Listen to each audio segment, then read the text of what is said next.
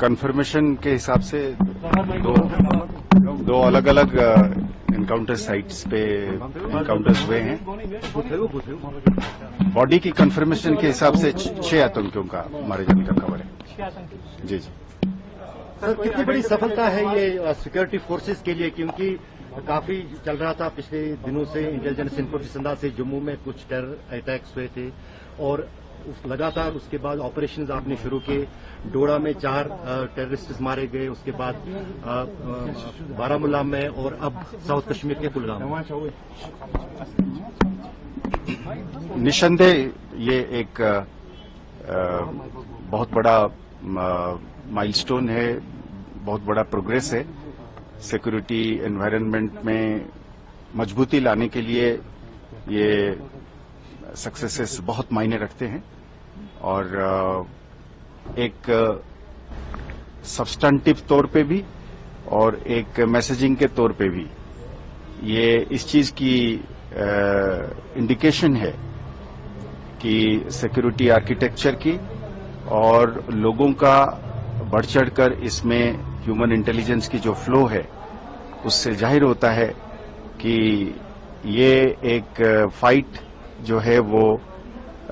Logical conclusion पर पहुंचेगी और इसमें लगातार इस तरीके का सक्सेसेस आते रहेंगे और जो भी कोशिश होगा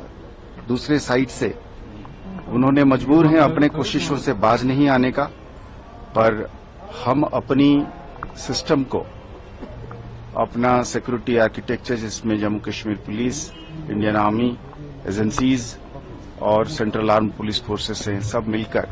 और खासकर जैसे मैं बार बार जगह जगह पर कहता हूं कि अवामी सपोर्ट के साथ, लोगों के साथ इस चीज को हम जरूर जीतेंगे और हम ये समझते हैं कि लोगों का पीस में, शांति में और ज्यादातर और लोगों का जान बचाने के लिए, इस अफरा तफरी को खत्म करने के लिए मेरे ख्याल में सब लोग इसमें शामिल हो रहे हैं और ये एक और जोर पकड़ रहा है। कुछ आइडेंटिफिकेशन हुई है, कौन सा ग्रुप था, ये कहां से आया? अभी ऑपरेशंस चालू है, इसीलिए एक जगह में अभी ऑपरेशन कंक्लूजन पे नहीं पहुंचा है, तो जब हो जाएगा तब हम क्लैरिटी के साथ बात कर सकते हैं। कई बार ऐसा होता है कि 2 तंजीम आपस में भी कोऑर्डिनेट करके बैठते हैं, तो इसलिए जब हम एक एक करके इसकी वो करेंगे तब इसमें लोकल टेररिस्ट्स का भी होने का खबर मिली है, तो इसकी जब कंक्लूजन पे आ जाएगा तब हम सटीक तौर पे ये कह पाएंगे कि तंजीमों के हिसाब से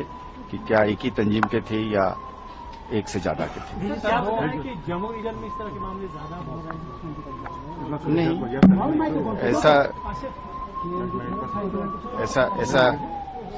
ऐसा नहीं है कि ऐसा है कि स्टैटिस्टिक्स एक ऐसी चीज है, नंबर एक ऐसी चीज है जो हमेशा सिक्योरिटी सिचुएशन की पैरामीटर्स को या सिक्योरिटी सिचुएशन को बयान नहीं करती है और पर हम हर इंसिडेंट को, हर एक्ट को बड़ा ग्रेविटी के साथ और बड़ा सीरियसनेस के साथ लेते हैं। तो